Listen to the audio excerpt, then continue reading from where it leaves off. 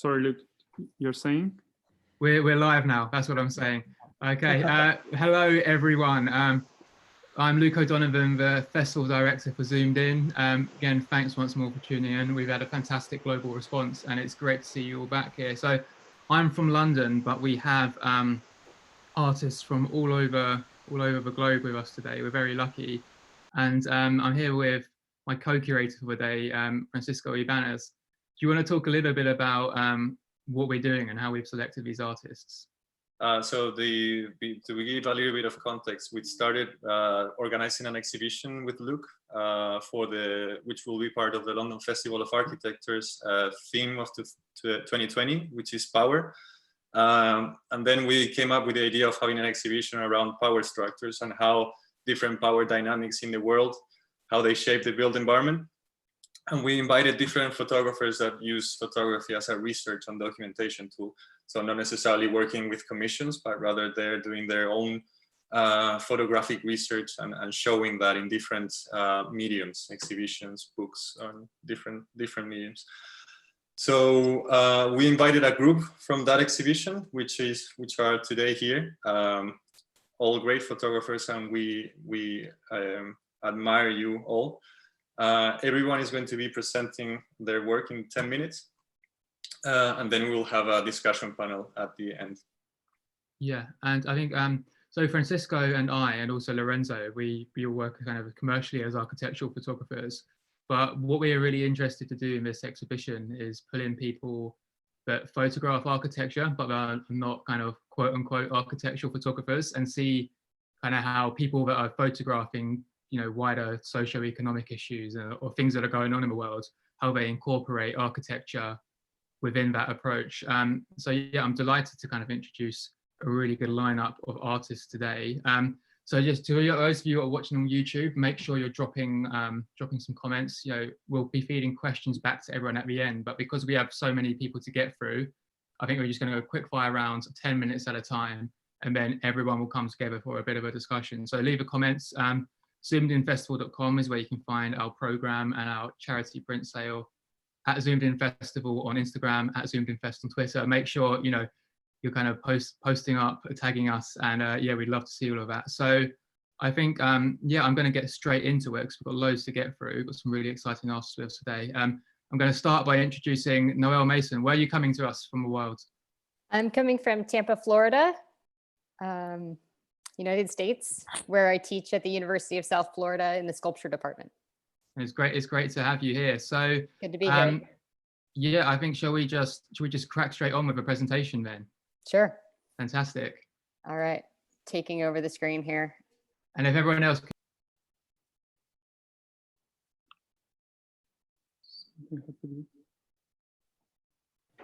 okay, you can all hear me?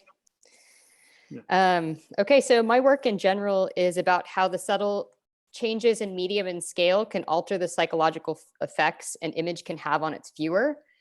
My work is part of the long tradition of appropriation art in photography. Much of my work is based on forensic surveillance imagery and documents.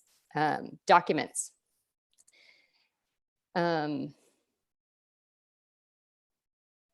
one sense, I do not own the images that I use, and that's the very point of this work. Hold on, I'm having it, okay. My theft of them is an act of retaliation in a way. The images I use in most of my work were made to be viewed on a screen. Images taken with the sole purpose of law enforcement. Images which only because of their editorial or trophy-like quality make it out into the world. I physically transform these images into unique objects through various craft processes, including textiles and more recent the 19th century photographic processes, which include cyanotype and just starting now wet plate collodion. So my work in general is about how subtle changes in medium and scale can alter the psychological effects an image can have on its viewer. So most of you will recognize this surveillance image from the 1999 Columbine High School massacre in Littleton, Colorado. The event became an iconic touchstone in American culture foreshadowing many of the issues we are dealing with now, which include toxic masculinity, the rise of the alt-right internet radicalization, and homegrown white nationalist terrorism. The body of work, Boys on Film, delves into the feedback loop of fiction and fantasy that contributed to the making of the Columbine High School massacre, a violent reality staged to look like a Hollywood film and strategically orchestrated to make use of the media spectacle. The title of this work comes from an apocryphal story that on the day the Revolutionary War began, King of England George III wrote only one sentence in his journal: "Nothing of importance happened today."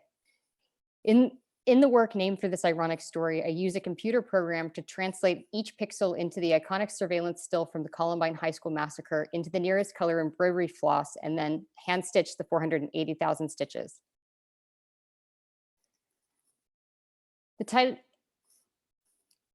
The slow, deliberate, and handmade process of counted cross-stitch stands in contrast to the liberal, disposable, and seemingly objective character of surveillance video. The obsessive act of reproducing this image can be seen as a physical digestion of the image, one pixel at a time, a penance or a way of taking ownership and responsibility for the image's creation.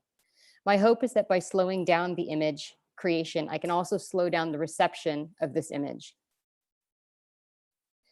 Nothing much happens today calls into question the speed of which we now receive visual information about traumatic events and the feedback loop of spectacle and spectatorship, which is filtered through the desires of state and corporate influences. The speed and prolific nature of these visually stunning images deny us the time, space, and ability to process such events and make us vulnerable to divisive manipulation.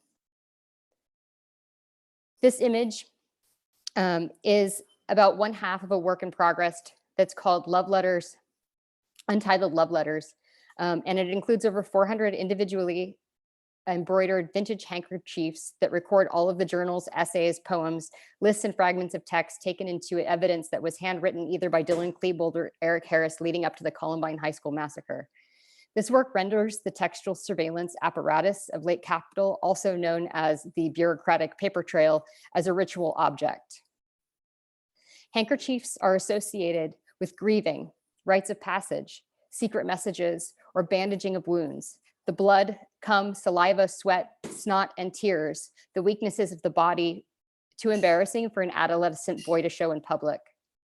Harris and Klebold's writings tell of preparation for an event, not unlike a wedding, a rite of passage, the likes of which are waning in contemporary culture, with seating arrangements, floor plans, drawings of shoes, coats, and accessories, to-do lists, and love poems mixed in among confessions, angry rants, napalm recipes, instruction for bombs, screenplays, bucket lists, apologies, and plans for the post-high school future.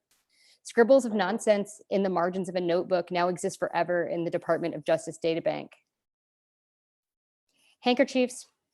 Love Letters details both the alienating effects of institutionalization and the failure to embrace masculinity in any form other than desperate exhibitions of power and violence.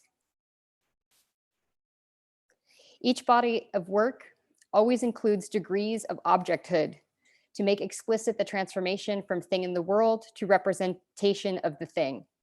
This ceramic school chair functions as a foil for the original surveillance image, incorporating elements of the image, but remixing them to generate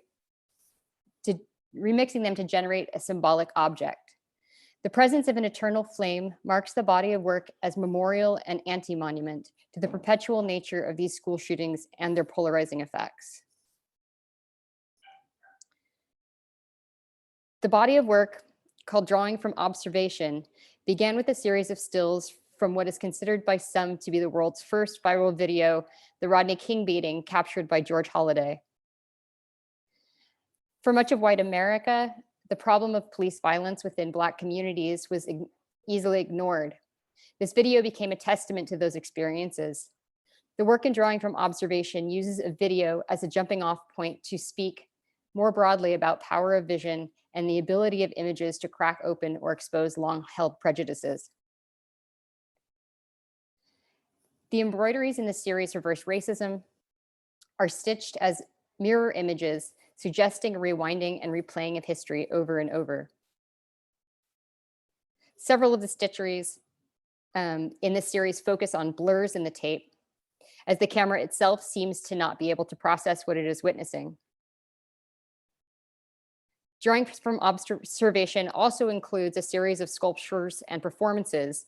This piece, Automatic Drawing, Color of the Cosmos, is made by dropping a chandelier and replacing its bulb, suggesting an endurance in spite of physical trauma. The performance and installation, I Have Loved the Stars Too Fondly to Be Fearful of the Night, further expands on the material and physical elements of the George Holliday videotape. This work uses police flashlights to create a room of constellations associated with the hunter Orion and his dogs Canis Major and Minor. A police officer and canine are hired to pace in the shadows of the room. The installation considers the aesthetics of power, including the power of vision that a flashlight can give or take away, and puts gallery attendees into uncomfortable proximity with officer and dog. In Night, Each Night Comes Nightly, police batons that have been cast out of porcelain and filled with bone ash are used to strike the walls of a gallery. Each strike has been lit with a mag light. What is left for the viewer is only the aftermath, the residue where the dust has settled. In this work, the walls become a space for drawing, a not so subtle analogy to the violent marks made by nightsticks on King's body. All these works intend to expand a photographic experience into a tactile sculptural one, disallowing the viewer to separate themselves from the subject of the image on which they are based. The 20th century brought us new types of machine vision, and by the early 2000s, I began to see these technologies being used to scrutinize and patrol the US-Mexico border. This became the basis for a body of work called X-ray vision versus invisibility. This work is about the phenomenological effects of vision technologies on the perception of land and bodies in relationship to international borders. This project once again unfolds two-dimensional images into process-oriented objects to show how new vision technologies like backscatter X-ray, thermal, and infrared imaging recycle Cartesian modes of rationalizing space, and in so doing reinforce a neo-colonial social and political relationship with the other. Ground control is a series of wool tapestries that reproduce images of the US-Mexico border at places of conflict taken by the Terra satellite's advanced spaceborne thermal emissions and reflection radiometer. This tapestry depicts the striking difference in land use and human impact in Mexicali and Calexico, and was the location of the peasant rising Asalto a las Gutierrez. By translating machine vision into domestic object woven by craftsmen in Mexico, I intend to reinfuse the image with some of the socio-political content the Cartesian abstraction removes, alluding to exportation of manual labor across international borders. This tapestry shows the Colorado River, which is currently the subject of a water war between the US and Mexico.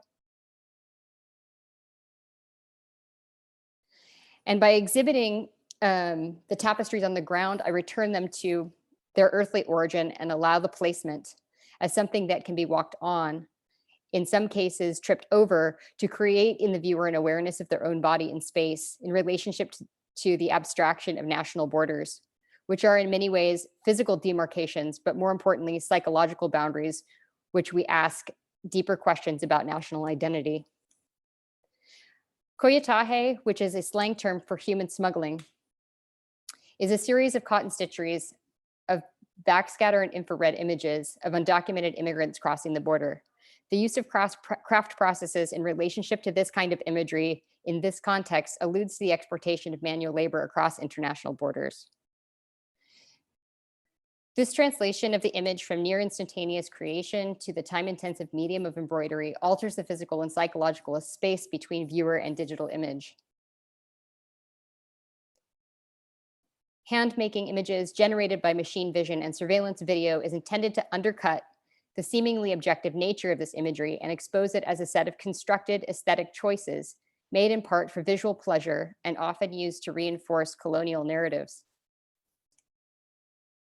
Backscatter Blueprint is the most recent series, which is a part of X-ray vision versus invisibility, and is the first introduction of photographic processes used in my work. The 19th century chemical processes of cyanotype is used to remediate appropriated images taken using a backscatter X-ray camera. Backscatter X-ray is used to patrol cargo trucks attempting to cross international borders.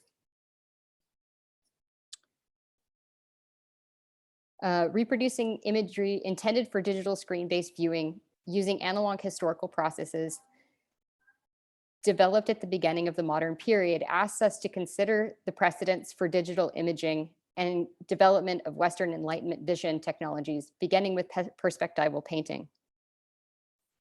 The images are often skewed, stretched, cropped, and spotted to create the most dynamic compositions possible. Some of the images are flipped in order to evoke the history of Western image making. The image tweeted out by the White House I started with was flipped horizontally so that it would more closely approximate Botticelli's Primavera. The historical use of cyanotype in the reproduction of architectural plans and in recording and categorization resonates with the elevation-like images that the backscatter machine produces, images that reveal a jarring tension between the rationalized mechanical grid of the trucks and the fragile bodies of their human cargo. The digital images, once intended only for a specific screen-based experience, are transformed in scale, medium, and color into an object, which is fragile, no longer infinitely reproducible, and will degrade with time, and if not properly cared for. Unique, the images are now unique and bearing the weight of history. And that is it for me. Well, thank you very much, Noelle, for sharing that with us. And I think what's particularly exciting about your work within this collection is the way that kind of photography is part of it, but it's not just photography, and the media that you present it in, you kind of add a whole other element to it, which maybe we don't see so much with traditional photography. But anyway, more of that later when we come back for a group discussion at the end. We're now on to Tom Hegen joining us from Munich next. Yes, hello, hello. Hope you can hear me. I just start the screen and sharing the screen. Hang on. So while you're sharing the screen, do you want to give people a quick introduction of who you are and what you do? Does it work now? I think so, right? Yeah.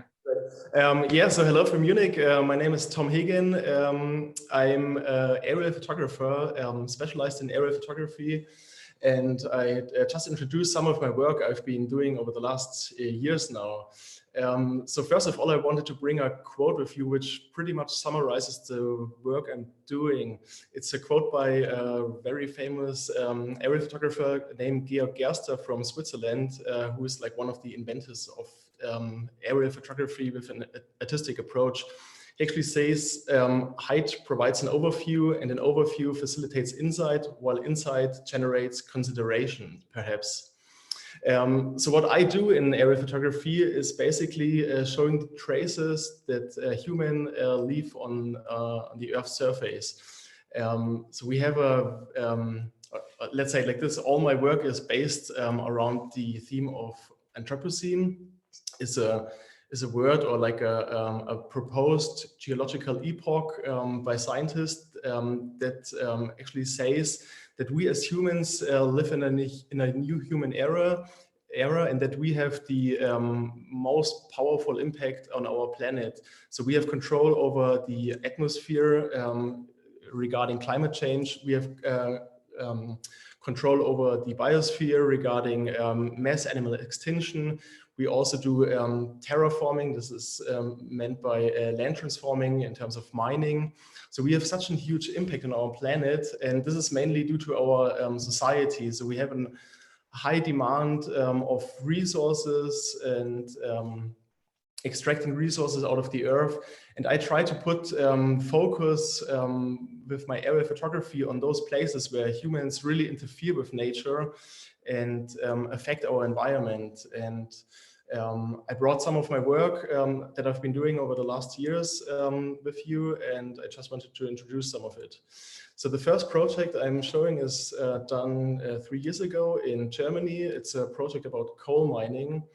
In Germany, lignite mining and coal, burning coal, so fossil fuels, is still one of the main sources for energy production. And coal mining or burning fossil fuels contributes massively to global climate change.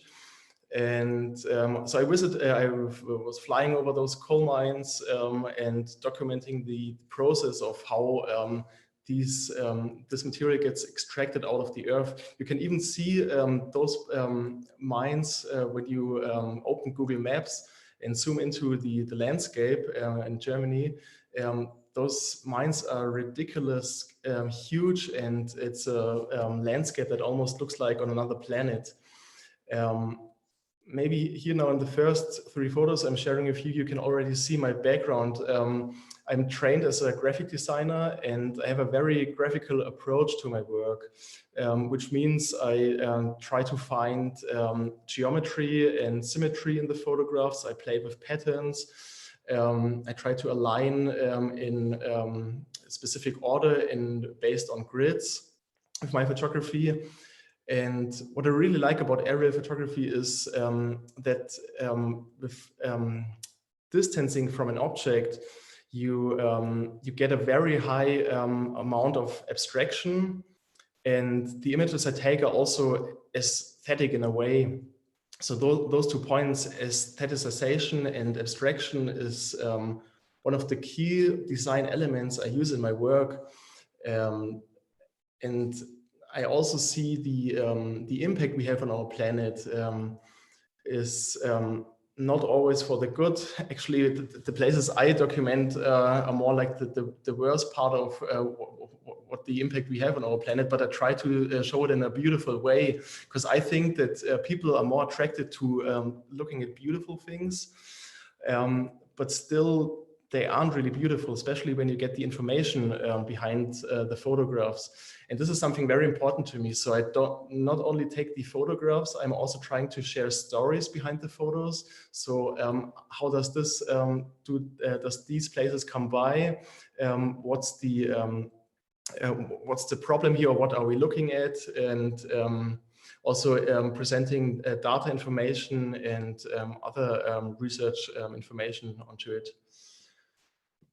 So the second project I'm going to share with you is from Italy, taken 2 years ago. It's the famous Carrara marble quarries in northern part of Italy.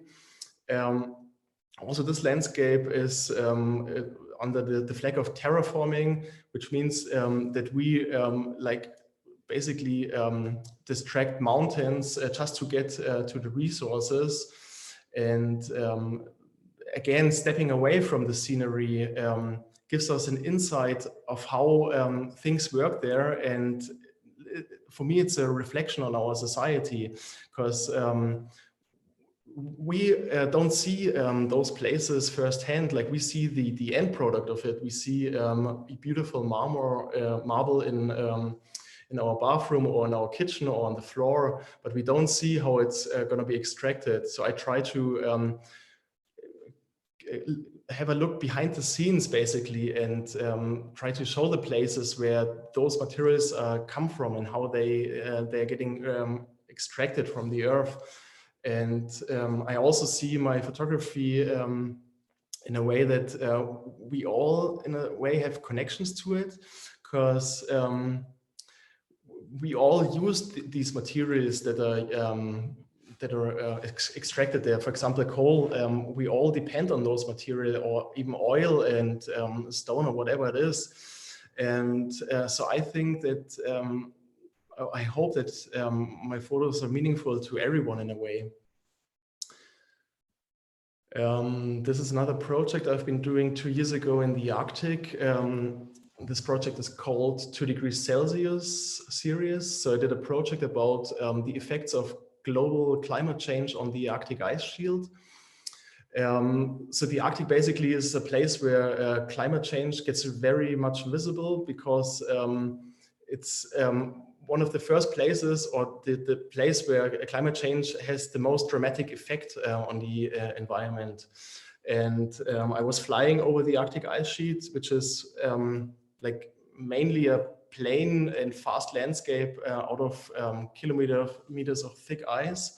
But on the surface of the ice face, there are melting water lakes and melt rivers, and there's even a lot of dust on the surface of the ice sheet, and this dust is dark and it absorbs light, which means that it speeds up the process of melting.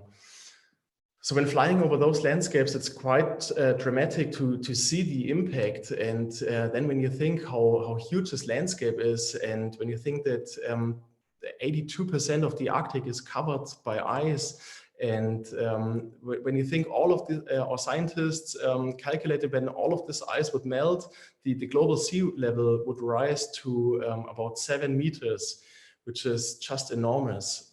And they even say, like within the next 100 years or to the end of this year 100, global sea level will rise up to 60 centimeters.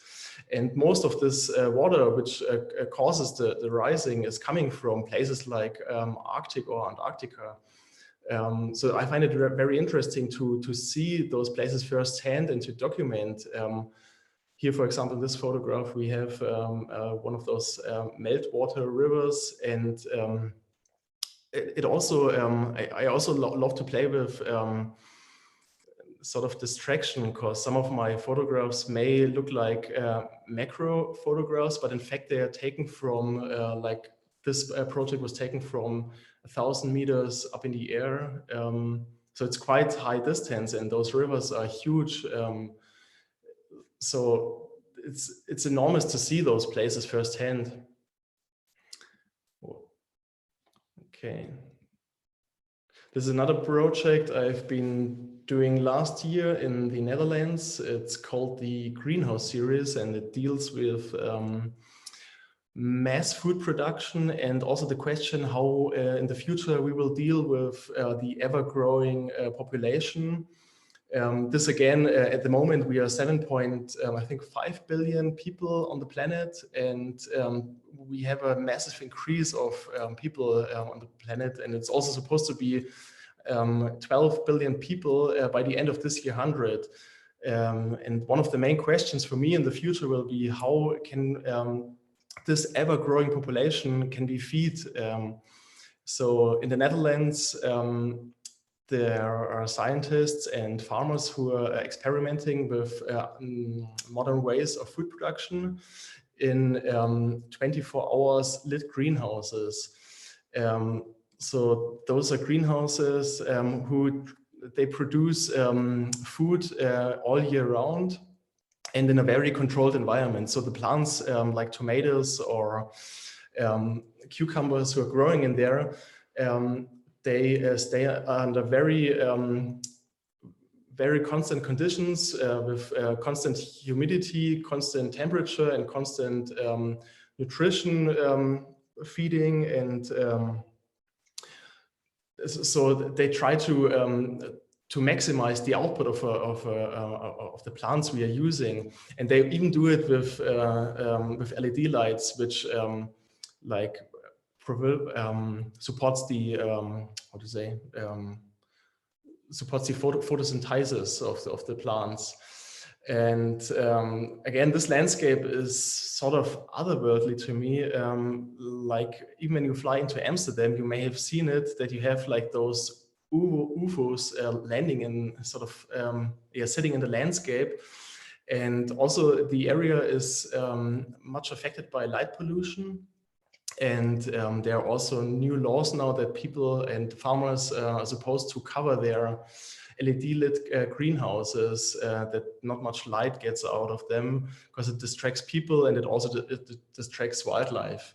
But I find it very interesting to see this place, and also how people think about and developing new ideas of how we can adapt to the ever-growing population.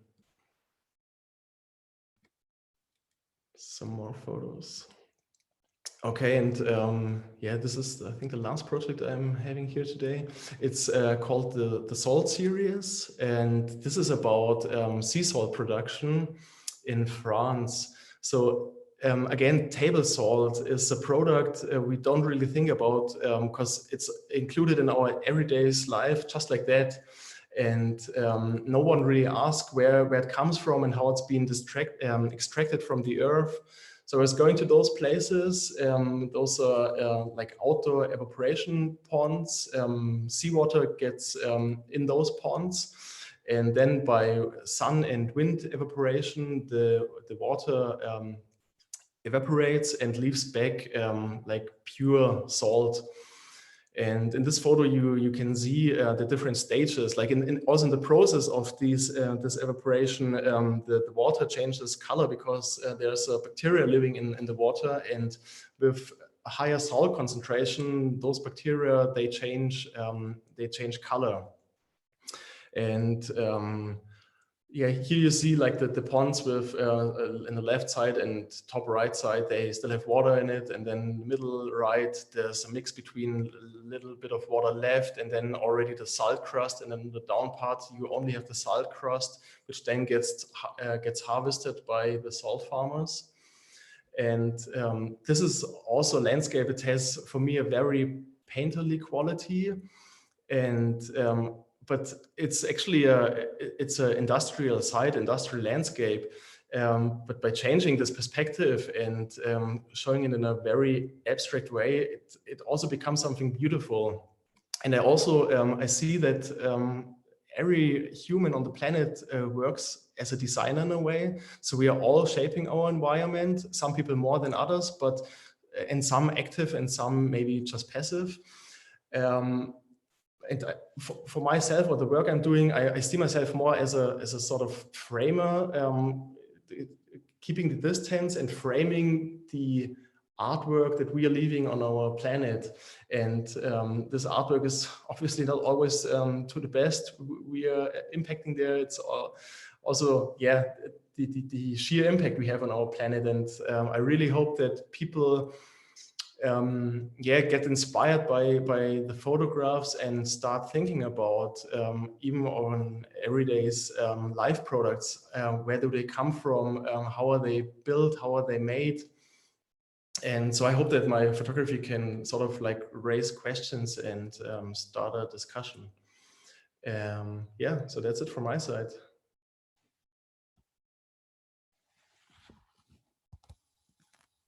Great. Well, yeah, thanks so much, Tom, for sharing it with us. You've been a busy man over the last 2 years. Yeah, sort of. Yeah, oh, brilliant stuff. And there's a lot of love for that in the comments as well. So please keep it coming. And, you know, we'll be putting questions to all the artists presenting at the end. And again, we're back with our co-curator for the day now, Francisco. You're going to be presenting a bit of your work. Yes, so I'm going to be presenting some of the work that I have been doing in, sorry, I'm sharing the screen. And I'm timing myself, so let me reset the, can you see it now? Yeah. Yep.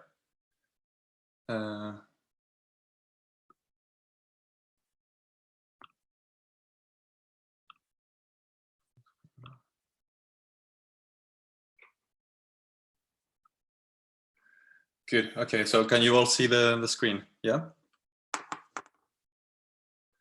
So myself, I'm an architect and a photographer. I trained as an architect in Chile. I worked in architecture and architectural photography for a few years. And then I came to London to study a master's in urban regeneration and decided to start a new series of photographies. When I first arrived to this city, I was really impressed by the speed of its transformation, more than the size of the city or the intensity of it. So I decided to start working with a series of images, but I didn't have the clarity on what I was going to do. So in a way, the way in which I enter the topic is through the image and through going around the city, cycling around, walking around, and understanding what is it that I wanted to photograph. This image is the first image, the first photograph of the series. And when I saw this building, it became apparent to me that I wanted to, there was something there and that I wanted to work with that. I named it Unsustainable Structures.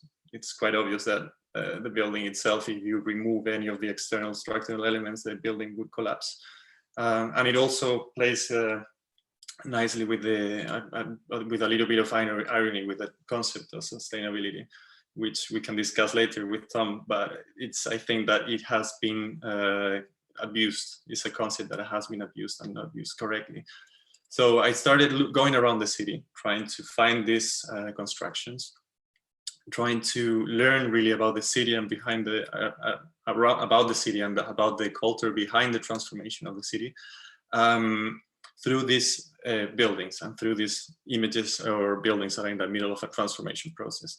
The name of the series itself is non-structures, and is referring to a transient condition of these structures. So while they're being transformed, they lost the function. They're not architecture anymore, but they're not ruins either. They're in the middle of being functional and dysfunctional. So they're in a condition of that. They're defined by what they're not, rather than by what they are. And they have obviously or at least that's what I think, they have an aesthetic value to it. They have also this quality of being rescuing something that is not part of the collective imagery. It has happened to me a lot of times that I set up my camera, I start photographing the film, and only then people will take out their cell phones and photograph these constructions. So while they've been transformed, buildings seem to disappear in a way from the collective imaginary. The reference of my work are quite obvious, in the sense that I do like a lot the work from the Zegers and the work from the Düsseldorf School of Photography. I do like as well other photographers that work with typologies and that work with a certain aesthetic. I'm not close to try new styles and including some additional information in the photos, but for this specific series, I'm working with a particular type of light, as they are. I'm not doing any reference to time in the images either, so that's why I'm working with overcast skies. I am removing any people. I do have other photos with people, with sun and everything, but this is a particular style for a series. And then by revisiting I do work with two things, so with repetition and with abstraction. So I do revisit the sites that I'm photographing very often. And then the abstraction, in the sense that these photographs, they tend to be an abstraction of a building. So they have a building reduced to its more basic elements, such as facade, such as the envelope, such as the structure. And they have a real sculptural element to it, or sculptural attraction. This building here it's the same one that is in the bottom left part of the screen of this photo, and they tend to be quite absurd situations, in where you don't need people to kind of understand the whole actions behind this image and how you reach to this quite absurd scenario where you have a building that doesn't have any aesthetic quality to it or any architecture value. But then it's retained because it was retained by the freeholder, probably, that didn't reach any development agreement. So this pretty much shows the city as a kind of place of constant negotiation and conflict and flux, where you have these buildings that are being transformed, and I'm really interested in asking why are they being transformed, how are they being transformed, and in a wider scale, why the city has to change, how is it changing, and who are we designing for? These questions seem to be very obvious, but the reality is that they are not really. With this second typology, after the unsustainable structures, I'm working with ghost buildings, which obviously work with a similar topic, but then they work with the idea of removing something, of not having something in the image, and they're quite sculptural as well. The relation with the work with Christo and Jean-Claude is quite obvious again, but with the difference that they worked for years to wrap buildings, such as the Reichstag, or wrap certain elements of the landscape. Whereas here in London and in other cities of the world, you have these real sculptures in the city, which are not valued and are not, again, part of the imaginary, the collective imaginary. And these ghost structures, they do hide what's behind. They do, same as, for example, in finished architecture, that eventually they can seem as it's showing what's behind their skin, but they're not really showing it. Many of these buildings, so there are buildings here that are being demolished, others that are being refurbished, or others that are being built, but all of them seem the same way for a certain period of time.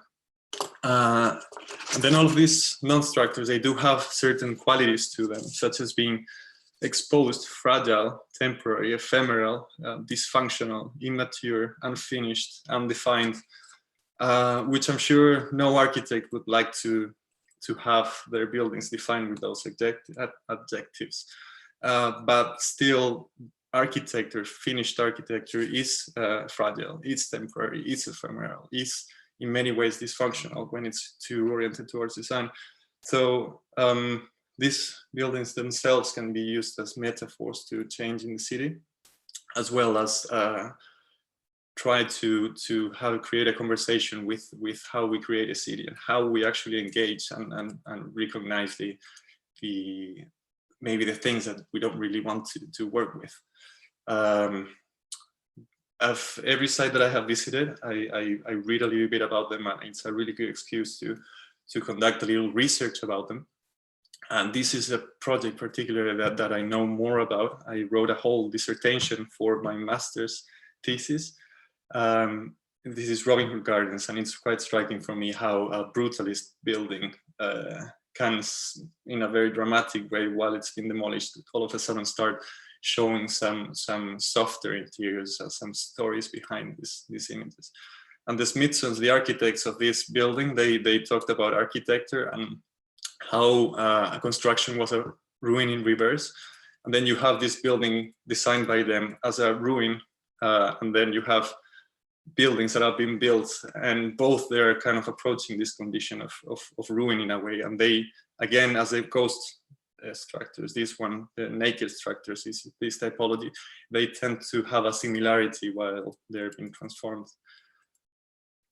I tend to use my rules. I tend to photograph always with the context. I think it's very important to photograph architecture and buildings with their context, but sometimes I do break my own rules. And in this example, this building didn't really care about the context, and it's a height that it's not comparable to other to the surrounding areas. So as I said, I start with the image, and then I start realizing what I'm working with. And in this case, what I realized is that I was creating a parallel city in a way. I was creating a parallel London with this non-structure, with these ephemeral constructions that were that I am photographing. I'm very interested in the exercise of mapping. In my website, I have a GIS online map with all the viewpoints for every photograph and how the relations that start to appear with that. And also on exhibitions and in other instances where I have been able to show my images, you can see in a more graphic way this parallel city, this documentation and this image that I have of this city in this particular time. In this last few years, the world really, but the UK has been going through some particular events such as Brexit, such as protests related to climate change, and now this pandemic. So I wonder if people after 20 years, if they see these images about buildings being transformed in London, if there's anything that they can understand about the city itself. I'm thinking now of publishing a book. And for this book, I do want to give a little bit of context to these images. So I'm working with a series, which is a separate but related series, where I'm going kind of beyond and giving a little bit of more of context. And I'm photographing and documenting this chaos in where you would think a city like London doesn't necessarily have to change a lot, but it's still transforming very accelerated way. I haven't showed this image before, and it's a little bit like I don't have any center point. It's more chaotic, same as this one, that do have a center point, but it's still kind of, you have layers of change. And very quickly, because I'm running out of time, I'm doing some parallel work in Santiago, which is the city where I grew up. Santiago is struggling with different problematics. in the transformation of the city, the density by which many developers or many projects are being built. It's very inadequate in some parts, and I'm documenting that, which is something that is being done by other photographers. So I think in every project you need to give a little bit of a new twist to your work. So yes, that's from me. Well, yeah, thanks very much, Francisco, for sharing that. I'm glad you did, because it's through that work that we met, isn't it, at your exhibition? And that's, you know, if it wasn't for that, maybe we wouldn't both be here today. Yes, exactly. So yeah, thank you very much. So we're going to stick in London now with our next photographer, Lorenzo Zandri. Do you want to join the chat? Hello guys, thank you so much. I'm really glad to be here and showing my project. I'm gonna share the screen. Great, can you hear me? Yeah.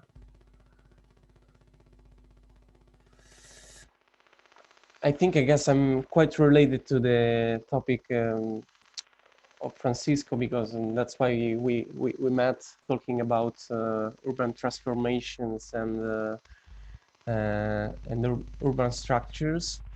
So I'm an architectural photographer and artist based between London and Paris, and I will show you today. I'll try to be fast as I can, and I will show you two of my self-commissioned series. The first one is on the riverside, and on the riverside is a visual research aiming at investigating the urban transformation, or well, the urban relation between man-made and natural landscapes along the river Thames. So when I arrived in London 2 years ago, I was looking for a narration of London that apart from the crowded cities, apart from the streets of the city, and looking at to a connection that relates the different parts of London. I decided to choose the river as this borderline threshold, natural threshold, but also kind of a connection between different and multiple scenarios. And I found out a book by the French philosopher and photographer Eric Desmarais that opened my mind, actually. It's called Time on Thames. And it was interesting, the definition of the river by Desmarais, that define the Thames as a long and domesticated and winding snakes. So a sort of domesticated by the human, but also winding, and recalling to the natural essence of these elements. So I started to wandering along the riverside and focusing my attention at the border between the outer and the inner London. So I started basically similar to Francisco, to look around, cycling and going around. I started to doing sketches and notes, comments on what I was looking at, taking some first pictures. And so I decided then to, when I did the first picture, this one, I decided to give me a rule. So I decided to work on medium format film camera with a fixed sort of format landscape, and with the same like structure of pictures with the river below of the picture. And I started to consider to make some consideration ongoing, like it was a an ongoing journey and process, and try to finding the differences and the analogies with West and East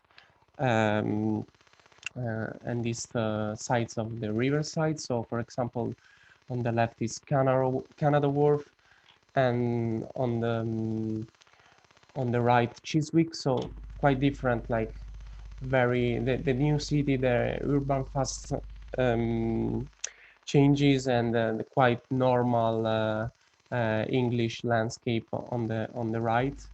But this kind of differences between West and East, after like my research, was going to be not anymore. Like they were melted. So I found out some interesting infrastructure like viaducts or barriers in the middle of nowhere, really. And for me, it was really important to like narrating this place to enlighten, to give them a stronger value.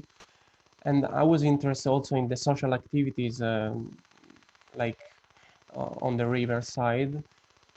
For example, I found out very interesting, like urban utopias, like the left picture is picturing like the Thamesmead brutalist ongoing demolishing project, and new like developments at West. So this kind of contradiction and contrast in the city was really like keeping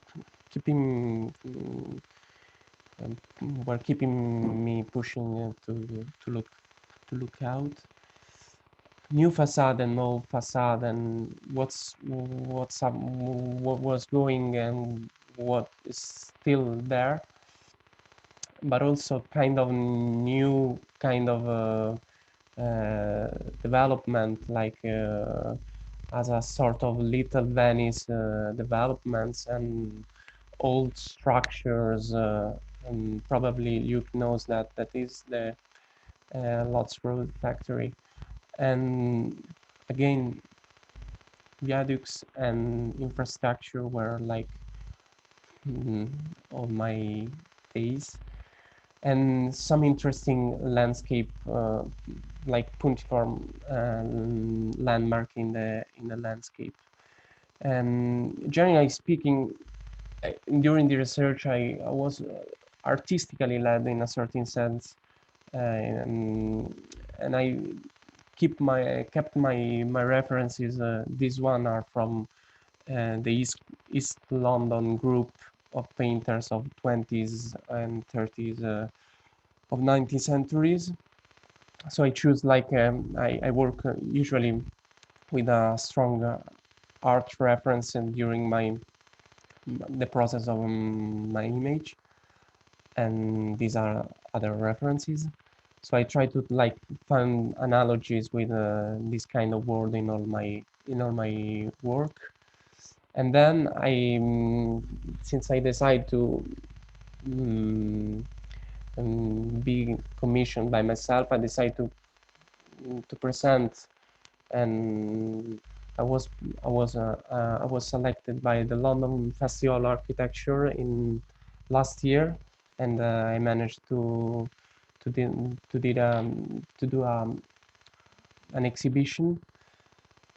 And this is the plan. So my architectural background leaded me to find also this kind of way of the exhibition process. And I made the exhibition actually in a location very close to the river. So also the location was very important to connect the place to that kind of research. These are other photos of the exhibition. And the second series is actually quite I'm switching to another subject, so a more architectural subject, but moving from a subject natural, like a natural and landscape subject, and moving to this research that is that is related to an English author and architect that is Dennis Lasdon. So I switched from a from a sort of like element, a natural element, to an author with a similar approach. So I started to map all the production by Lasdon in London, and choosing my like best moment of to shoot his projects. And for example, this is another from National Theatre, and this one is the Institute of Education near Houston. I found out nice similarities in his production, and it helped me to lead my research in a certain sense, looking at same elements. So how he worked with the contest, or how it worked with the entrance and sort of like pathways, and how he worked with like sort of a landmark in the contest, and finally also with structural elements and like stairs in different projects.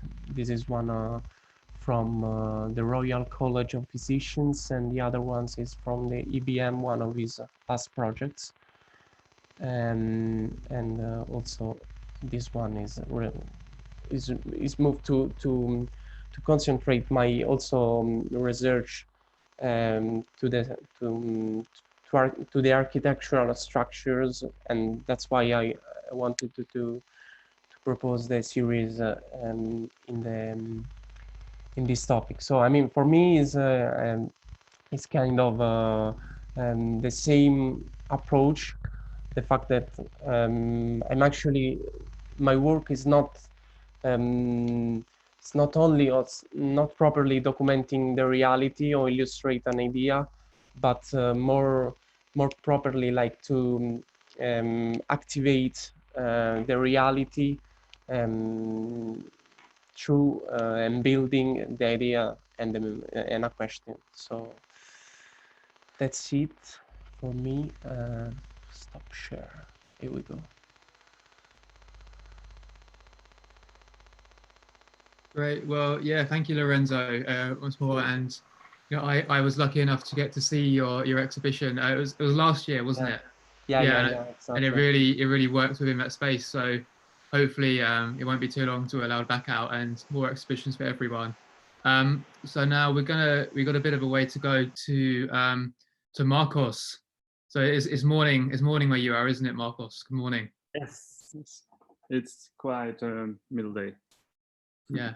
Okay. Yeah. Well, thank you very much for joining us. And you know, it's great to have a photographer with us, you know, who's exhibited all around the world, and you're going to be sharing a little bit more of your process with us today.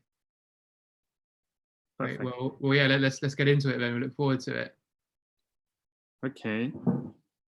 Hi. Thank you, Luke, and thank you, Francisco, for this invitation. I will start like sharing my screen like here and desktop. Perfect. Then yes, so did you see my website here? Is it okay? It's someone who can tell me? Lorenzo, you are there? It's working? Okay. Hi, well, my name is Marcos Zegers. I am a photographer from Santiago de Chile. I'm a documentary photographer with a background in architecture, and I work as a photographer, as a documentary photographer, and also as an architecture photographer, both. My work, my most personal work, is addressed to topics with geopolitical conflicts or the relation of the human being with the territory and environmental issues, things like that. Yeah, and I'm gonna talk about a project which is Water Mining and Exodus. It's a long-term project that I started in 2015. And the project is about visual narratives related with extractive activities in the Atacama Desert. It's addressed to mining conflicts related with water, with communities, and also the desertification through the climate change and these kind of topics.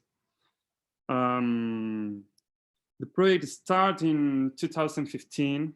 I will start talking a little bit and then I will show you some images. I will scroll down in my website displaying some images and the context and what is happening in that images. But first of all, I will start to talking about how the projects begin. And starting in 2015 with a journey to the desert. I need to contextualize a little bit. I was living in Santiago de Chile, and I take the road to the north of Chile. You know, Chile is a long country, and then the north of Chile is the big Atacama Desert. I don't know, it's more class of geography, but maybe not some of the people know about. So I start this road trip with the act of taking photos of desert infrastructures. Some like structure that was in the middle of the desert. And I did a trip for a huge region, like doing pictures of these structures for 3 months, like rounding in cycles for the desert. Crossing the border to Bolivia, to Argentina, and then. So, and when I back home, I was scrolling down really quickly just to show you the first images of the structures, things like that. You know, I want to stop in this image for a while, and it was just observation of things that were of those structure that was in the middle of the desert. But when I get back home and I start to editing the images, tons of images, I start to see that the images were linked for something much more deep, much more deeper than the desert itself is. It was the extractive activities. So some images belong to, for example, the nitrate era from the beginnings of the 19th century, or some other structures belong to the copper era, maybe from the 80s or the early 2000s, and it was to start to appear like a complete narrative about the extractive activities in this huge territory that for like maybe 3,000 kilometers of distance from one picture to another. So the thing was that these structures were linked, and it were not linked only in the Atacama Desert, were linked also in the context of the extractive activities in Latin America. You know, when in Latin America, the extractivists operates like they discover, for example, a mine, and the companies go for that the mineral, and then so the mine was empty, and they left the place, and there's something that occurred with that place. You know, what is happened with that places when mining went. So when mining's left the place. Sorry. So the thing is, this I start to do research at home, and then I start to planify some other trips to the desert. This time much more concrete in terms of like going straight down to the pictures that I need, and I start to link that images that it was not only in the past like that structures, it was also in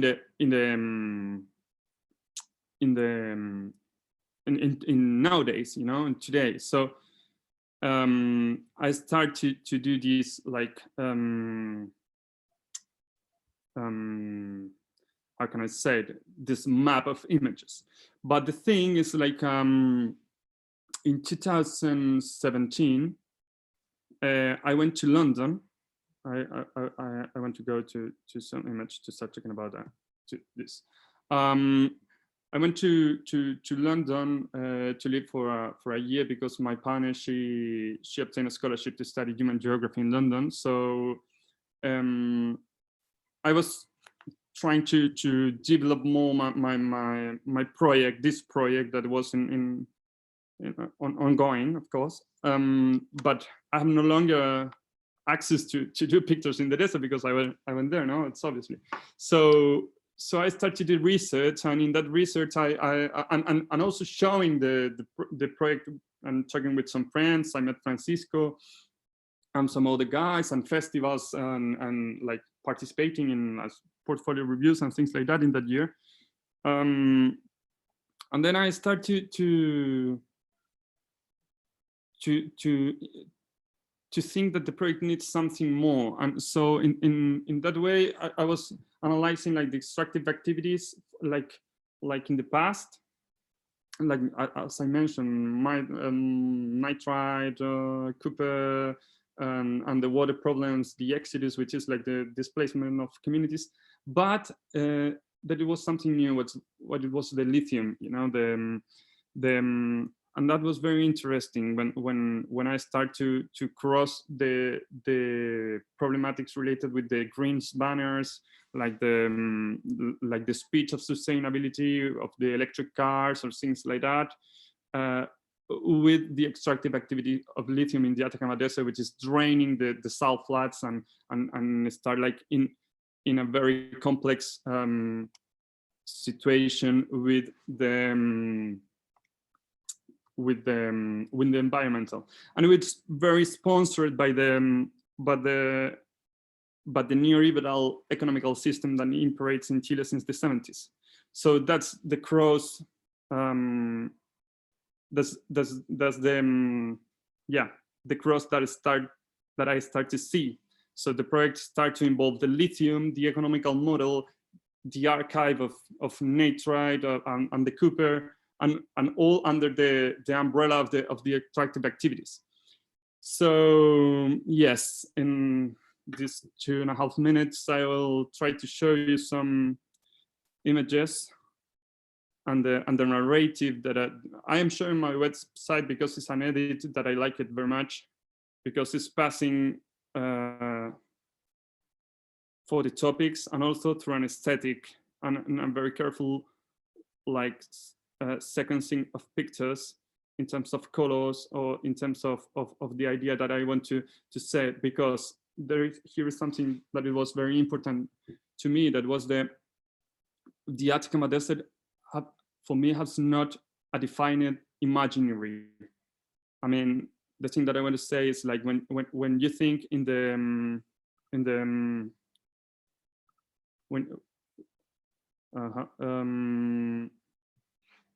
when you see the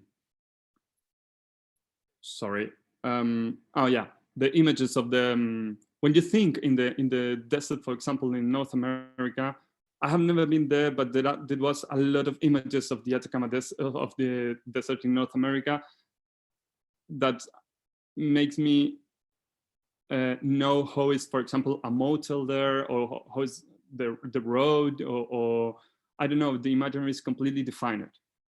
And here in Atacama Desert, it was more like empty. I mean, the imaginaries were different. I mean, when I was searching and Googling about Atacama Desert, it started like tourism stuff, like terms, trekking, San Pedro, Atacama, and things like that. So I start to play with this imaginary of extractive activities like in other planets. So that was the idea. It's a project that used a lot of archive. The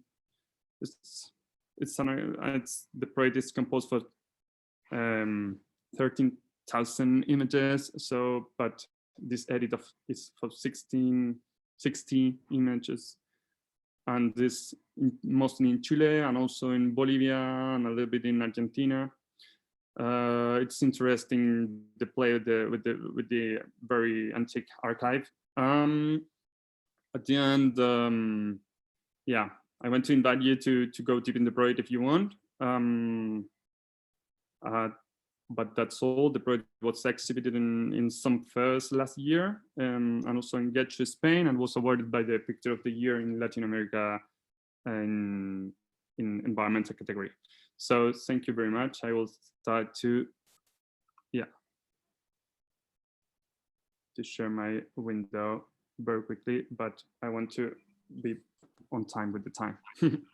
Right, well, yeah, thank you, Marcos, for for showing us all of that work. Some great imagery, and it's also really nice to see a photographer that's happy with their website and happy to present it, and it's up to date and everything. So yeah, well done on that. So I'd like to invite everyone else to come back online, and we're going to go into some of the questions we've had. So again, we'll keep it fairly brief because we are back on at 7 p.m.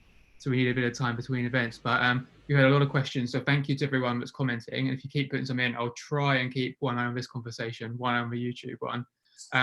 But something I wanted to ask before we go into the YouTube questions is particularly to Tom and to Noelle as well. A lot of the stuff that kind of you're documenting, is very valuable because these are things that we need to be challenging within society, and there's a big value in that. I know, Tom, you refer specifically to you photographing a lot of the worst things we as humans do to the planet. Within your work, have you thought about approaching on it? How would you kind of come towards this, documenting some of the best things in society? And do you think it has the same value as documenting the worst things in society? Yeah, it's a good question, actually. Unfortunately, I see that we are having more worse impact on the earth than we are having good impact. But well, there are also examples where we have been trying to leave nature by its own and step away from extracting and trying to heal some places. But this is very minor, and we still have a long way to go, I think. So at the moment, I see a lot of untold stories in terms of distracting and showing the worst part. But still, I try to show it in a beautiful way to inspire people and to make them look and see, hey, it looks like a beautiful image, but the story behind it is actually very bad. But maybe in the future, we'll also focus on some good examples. And I can even imagine that this may bring you back to the ground, photographing people or stories behind people, how people interact, especially in those times where society becomes very important again. Noelle, do you have anything to add about the value of documenting good things as well as bad? I think that it's, well, personally, I think that every artist has their own sort of motivating factors for what gets them out making work. And if that is, in many cases, the beauty or things that are positive about society, I'm really enjoy seeing exhibitions that kind of revel in those things. But for myself, the motivating factor to make work is often the issues which are so poorly dealt with, I feel like, as a society, and which seem much larger than myself, and of which I don't in many ways have answers for. And so it's a way of kind of taking ownership over those issues. So I think there's a lot of value in documenting beauty, or in creating work that's beautiful, or creating work that celebrates the sort of love or poetry, the poetic aspects of life. But for me, it's not a motivating factor, I would say. Yeah, it's interesting hearing you talk about kind of the artistic motivating factors you have, because within this panel, we have people that do the work, for their own personal interest. We have people who are doing it for money, for clients, and we have people who do a bit of both and are in between.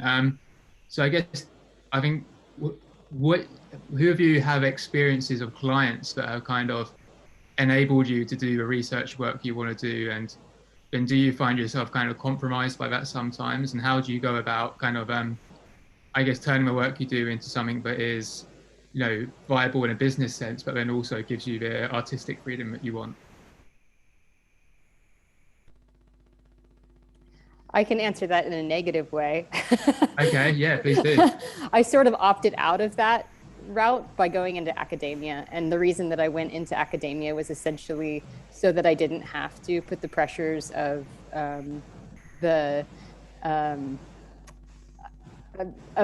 economic pressures on my work in that way. Mm-hmm. Tom, you do a lot of work with commercial clients as well, don't you, in what we've seen? Do you want to say a little bit about how that affects your process? Yeah, so the work I presented and all of my area photography work is basically self-initiated, so there's no client and no support behind it. I never fund my project with any like government money or so on. So it's all I have to come up with all on my own. And I do this by also doing commercial projects as well to also survive as an artist. And I publish my images in books. Like 2 years ago, I published my first book on aerial photography. I sell fine art prints, and I also do image licensing of my aerial photography for commercial projects as well as magazines or agencies and stuff. And this is like how I can survive as an artist and put money into new projects. But it's very hard to get like to do environmental projects on a commission base. Mm-hmm. Yeah, and I think if you're on YouTube, go back in our archives, Tuesday and Wednesday programs, we have quite a few people talking about how, balancing the personal and commercial work and how that can work as an artist. So we've had a lot of people who are very interested in kind of the work that goes into the planning and preparation. Particularly, we had a question directed to Francisco, and I can say from personal experience, this guy's really on it. So a few of the buildings that he's showing images of, I think sometimes I notice he's around London. I text him pictures, and he's like, "No, already done that one. You have to look a bit harder." So I guess maybe Francisco, you're a good person to start with this, but anyone on the panel, do you want to say a little bit about kind of the length of time we're talking about and how the sort of things that you have to do to find the locations that you're photographing and the stories behind them? So I feel that for in my case, it has a lot of preparation, a lot of work, but it doesn't have as much preparation as visiting the desert or going to kind of flying on a helicopter to take aerial views and doing the amazing work that Noelle does, which you also work with different mediums as well. So the work after that you have the image, you kind of the final medium for the image is really important as well. So I think that in my case, there is some preparation, but I can take my camera, cycle around the city, and that's really what I do. It does require a particular type of light. I do need to find the places that I want, so it has a lot of scouting work, let's say. Marcus, you have I know Marcus from before this talk, and I know that your work requires a lot of preparation, visiting the desert, being there for a lot of time. You have a caravan. Yeah. Yeah, it's the best way to be there. Yeah, I mean, in my case, the desert is huge. It's impossible to do like a quite kind of previous research for me to say, okay, I'm going to go to photograph that infrastructure that is there, because there's a ton of infrastructure, but they're really like just spread in the desert. So my way to do that, it's like take the time and go for 1 month, for example, to work like very hard there. But when you back home, as I mentioned in my presentation, and you start to see and to editing the material, you say, okay, I need, I don't know, a portrait, or I need this picture about lithium, or I don't know, the balance is too weak to the lithium conflict, so I need to go to the copper like conflict. So okay, I need to take a car or take a bus or take a flight and go to the desert and go into the copper minings, because it's necessary to make the edit like in a proper form. Yeah. There was I saw a question for you, Marcos, as well, as we are here. Somebody asking, when do you do portraits and when you do landscapes, and how do you decide to mix both? Oh yes, at the beginning the project was very straight in the more architectural way in terms of these structures and things like that. But then I start to go deep into the communities and things like that, in the exodus, which is the part of the people related with the migration due to the impact of the extractive activities. And I get more into the portrait or things like that. It's a challenge for me, actually, you know, because you were working in this like kind of,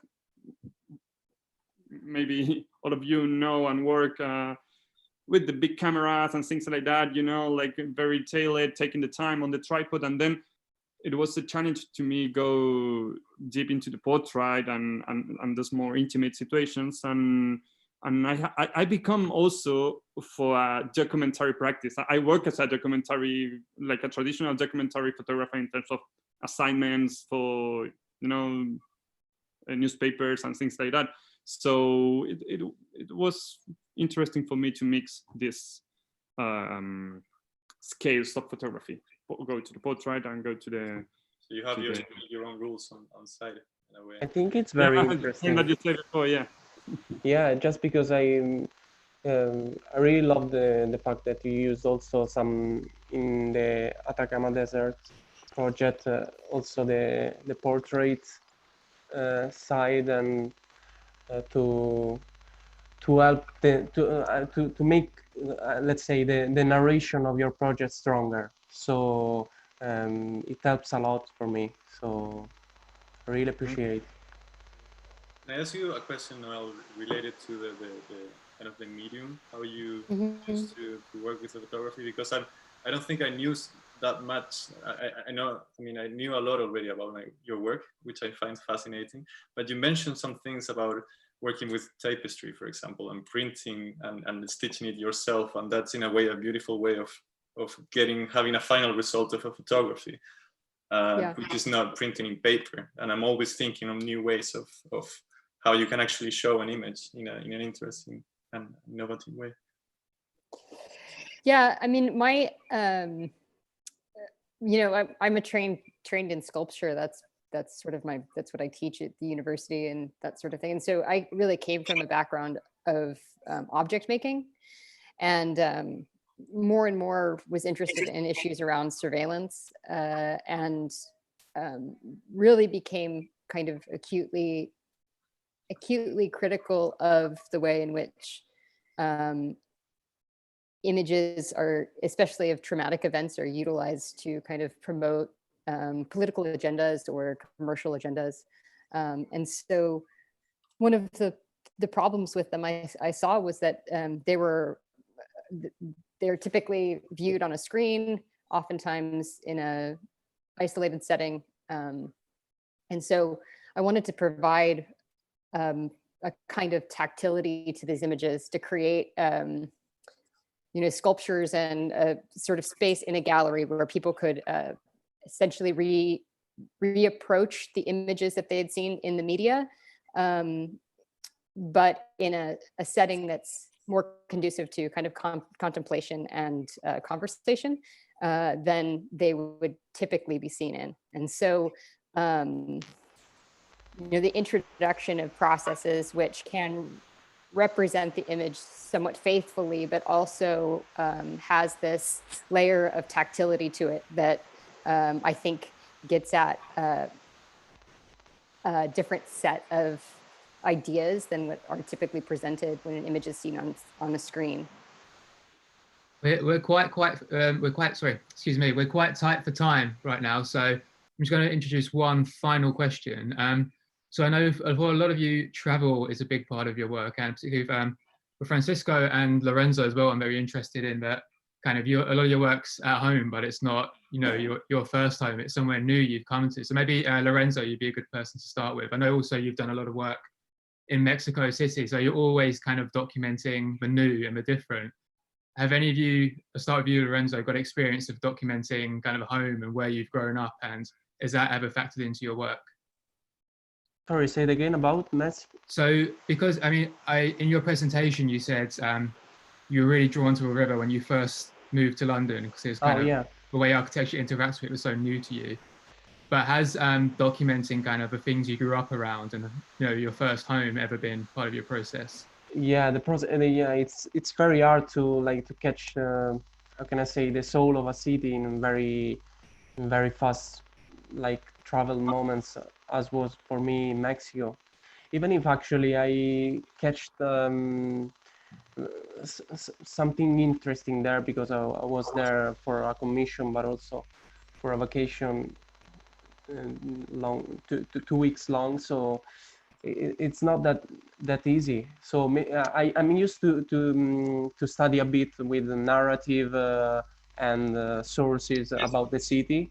So trying to having also a poetic or a narrative suggestion before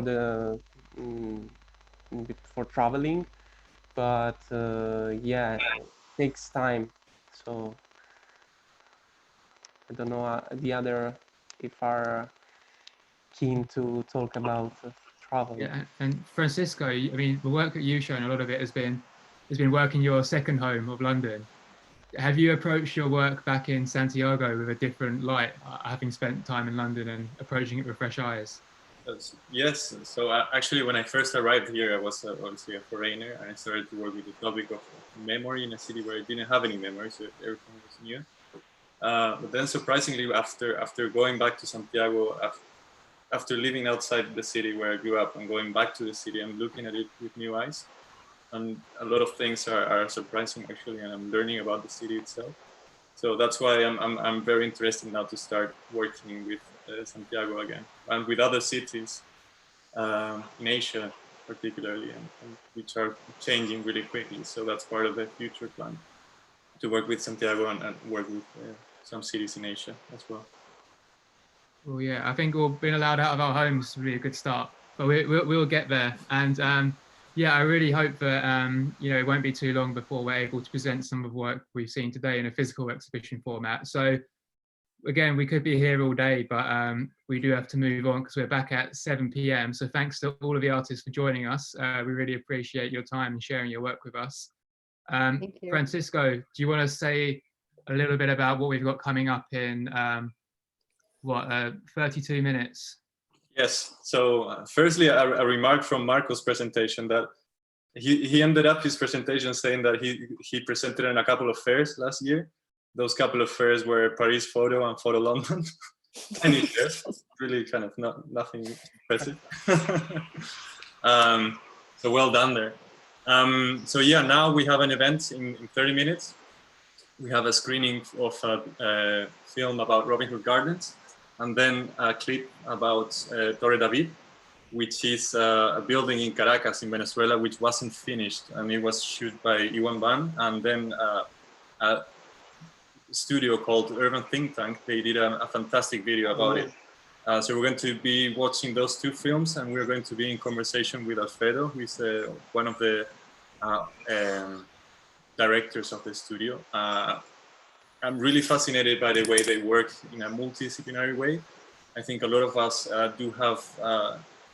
we do like that approach a lot. I personally like it a lot, so I'm really looking forward for the talk.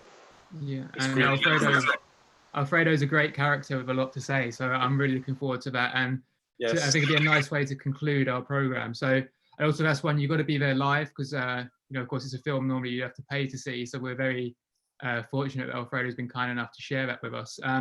But just, yeah, direct you to our website. So all the details are on zoomedinfestival.com. Also throughout the festival, I mean, you know about it by now, we're doing a charity print sale, so please support that. All of it at affordable prices. And then we have, if you go down to the bottom as well, some of the limited edition prints for kind of the more premium buyers. But we definitely have, you know, dirt cheap prices, and some of the leading architectural photographers in the world have contributed images. So please support that if you can. It's all in aid of the Trussell Trust charity.